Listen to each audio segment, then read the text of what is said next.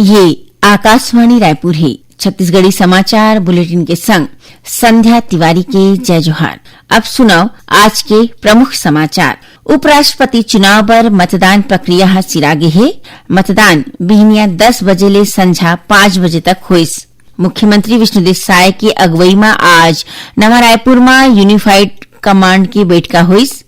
नक्सल विरोधी अभियान और विकास काम के होइस चर्चा।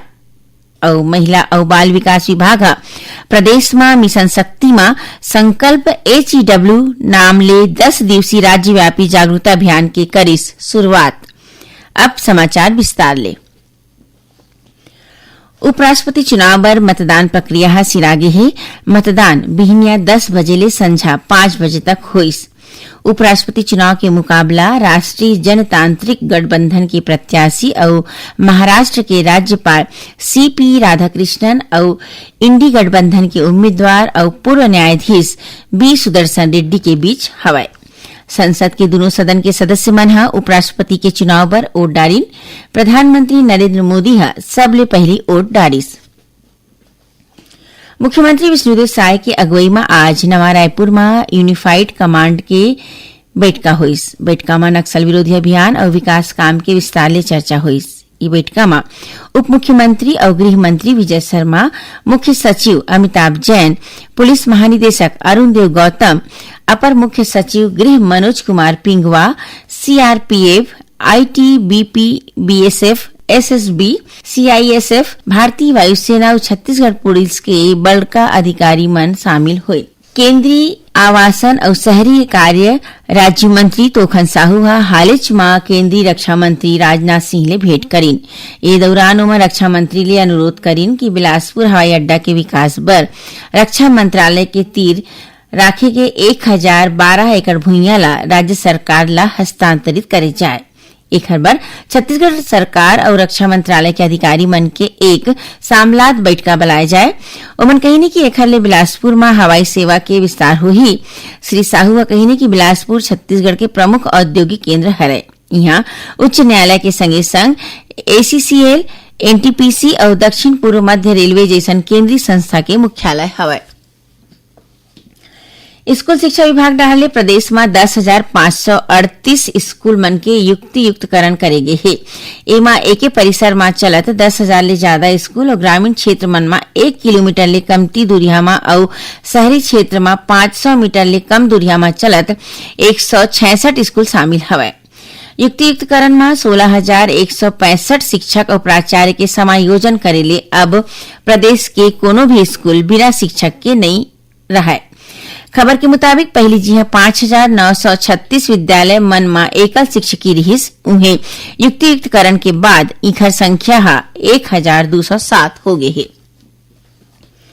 मध्य प्रदेश और गोवा के बाद अब गुजरात और ओडिशा के मुख्यमंत्री मन घरों बस्तर संभाग में बाढ़ प्रभावित मन बर 5-5 करोड़ रुपया के राहत राशि उपलब्ध कराए है। एमा मुख्यमंत्री विष्णुदेव साय गुजरात के मुख्यमंत्री भूपेन्द्र पटेल और ओडिशा के मुख्यमंत्री मोहन चरण मांझी के प्रति आभार जताई। वस्तु सेवा कर GST के दर में करेगे सुधार के छत्तीसगढ़ के उप मुख्यमंत्री अरुण साव स्वागत करे है। उमन कही कि प्रधानमंत्री नरेंद्र मोदी GST के दर में सुधार करके देश के 140 करोड़ जनता ला दिवाली तिहार के उपहार दे है। श्री साव कहीने कि एखर ले किसान, माई लोगिन, पढ़ैया लइका और युवा मन ला कतकोन फायदा होही। महिला और बाल विकास मंत्री लक्ष्मी रजवाड़े आज सूरजपुर जिला के धरसेड़ी गांव में आंगनबाड़ी केंद्र के जांच करीन। ये दौरान उमन आंगनबाड़ी कार्यकर्ता और सहायिका मन ले लइका मन ला बेरा में पौष्टिक आहार देवाए के संग केंद्र में साफ सफाई बनाए के निर्देश घलो दीन। श्रीमती रजवाड़े कहीने कि आंगनबाड़ी केंद्र मन में पंजीकृत लइका मन के बेरा में टीकाकरण करे जाए। संगे संग गर्भवती माता मन ला योजना के फायदा बेरा में दे जाए, ऊपर विशेष निगरानी राखे जाए। छत्तीसगढ़ी समाचार बुलेटिन आप मन आकाशवाणी रायपुर ले सुनत ह। छत्तीसगढ़ के खबर ले है आपकी वास्ता और खबर के विश्वसनीयता ले है हमार वास्ता। आकाशवाणी समाचार रायपुर के प्रादेशिक समाचार बुलेटिन के संगे संग हमार समसामयिक कार्यक्रम आप रेडियो के संग अपन मोबाइल में घलो सुन सकत हो। आकाशवाणी समाचार फेसबुक, ट्विटर और यूट्यूब में घलो हावय। हमार फेसबुक पेज हरे Chhattisgarh news on AIR, Twitter handle CGAIR news और हमार यूट्यूब चैनल हरे छत्तीसगढ़ AIR न्यूज। तो अब रेडियो के संगे संग आपके मोबाइल के माध्यम ले हम आप तक पहुंचत हन। छत्तीसगढ़ के हर खबर पर सुनत रहो आकाशवाणी समाचार। अब आगू बाढ़बो बाँचे समाचार कोती। राज्य मंत्री परिषद हा प्रदेश के सौर ऊर्जा नीति में संशोधन के प्रस्ताव के अनुमोदन करे ही। आज नवा रायपुर स्थित मंत्रालय में मुख्यमंत्री विष्णुदेव साय की अगुवाई में मंत्रिमंडल की बैठक हुई। नीति में हो या संशोधन के मुताबिक सौर ऊर्जा परियोजना ला अब राज्य की औद्योगिक नीति के तहत प्राथमिकता उद्योग के दर्जा मिलही। एमा निवेशक मन ला ब्याज अनुदान, बिजली और स्टाम्प शुल्क में छूट जैसन कतकुन छूट और प्रोत्साहन मिलही। नवा व्यवस्था के मुताबिक ये संशोधित नीति अब बछर 2030 तक लागू रही। एकर संगे संग मंत्रिमंडल सुकमा जिला में बम विस्फोट की घटना में शहीद हुए अतिरिक्त पुलिस अधीक्षक आकाश राव गिरिपुंजे के पत्नी ला राज्य पुलिस सेवा में उप पुलिस अधीक्षक के पद में अनुकंपा नियुक्ति दे के फैसला ले है। उन्हें वरिष्ठ मीडिया कर्मी सम्मान निधि के तहत रिटायर हो चुके मीडिया कर्मी मन ला देवैया सम्मान राशि ला 10,000 रुपया ले बढ़ा के 20,000 रुपया हर एक महीना करे के फैसला ले गए है। महिला और बाल विकास विभाग प्रदेश में मिशन शक्ति में संकल्प HEW नाम ले 10 दिवसीय राज्यव्यापी जागरूकता अभियान की शुरुआत करे है। यह अभियान के उद्देश्य माई लोगिन, किशोरी और लइका मन ला कानूनी अधिकार, स्वास्थ्य, पोषण, सुरक्षा और सरकारी योजना मन के जानकारी दे के ओमन ला आत्मनिर्भर और जागरूकता बनाना है। अभियान में जम्मू जिला के शहरी और ग्रामीण आंगनबाड़ी केंद्र, स्कूल और समुदाय में जागरूकता कार्यक्रम आयोजित करे जावत है। ये कार्यक्रम में पाक्सो अधिनियम, माहवारी स्वच्छता, प्रजनन क्षमता विकास, भ्रूण हत्या निषेध, समानता के अधिकार, पोषण और स्वास्थ्य जैसन विषय में जानकारी दे के संगे संग सखी वन स्टॉप सेंटर, सुकन्या समृद्धि योजना, प्रधानमंत्री मातृ वंदना योजना, महतारी वंदन योजना और नोनी सुरक्षा योजना के बारे में घलो बताए जावत है। खाद्य और नागरिक आपूर्ति विभाग डहाले सितंबर महीना भर 1,740 किलोलीटर माटी तेल के आवंटन करेगे है। विभाग राज्य के गैर अनुसूचित क्षेत्र के गैस कनेक्शनधारी राशन कार्ड में घलो सार्वजनिक वितरण प्रणाली PDS में माटी तेल दे के निर्देश दे है। सार्वजनिक वितरण प्रणाली में जम्मू अंत्योदय और प्राथमिकता वाले राशन कार्डधारी मन ला केरोसिन की पात्रता होही। नगरीय क्षेत्र के राशन कार्डधारी मन बर 1 लीटर और ग्रामीण क्षेत्र में राशन कार्डधारी मन ला ज्यादा ले ज्यादा 2 लीटर माटी तेल दे जाही।